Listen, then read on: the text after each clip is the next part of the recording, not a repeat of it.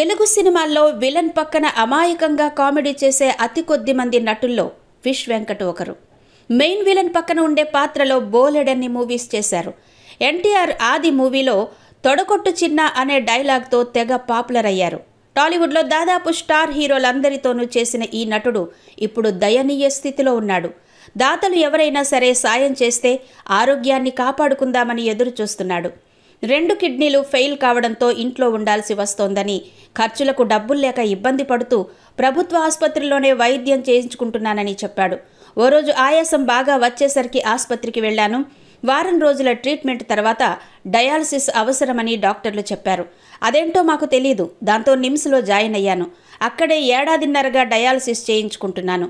కాలికి చిన్న దెబ్బ తగిలింది. మరోవైపు బీపీ, షుగర్ రావడంతో కాలు మొత్తం ఇన్ఫెక్షన్ అయిపోయింది. ఆపరేషన్ చేశారు. ఇదంతా 4 ఏళ్ల క్రితం మాట. అప్పటి నుంచి నా పరిస్థితి పూర్తిగా ఇలా అయిపోయింది. 2 కిడ్నీలు ఫెయిల్ అయ్యాయి. అనారోగ్యం, ఎన్ని సినిమా ఛాన్సులు వచ్చినా వెళ్లలేకపోతున్నాను. ఖర్చులకు డబ్బులు కూడా ఉండడం లేదు. దాంతో గాంధీ ఆసుపత్రిలో వైద్యం చేయించుకుంటున్నాను అని ఫిష్ వెంకట్ చెప్పుకొచ్చాడు. ఇతడి దీనస్థితి చూసి నెటిజన్లు చలించిపోతున్నారు.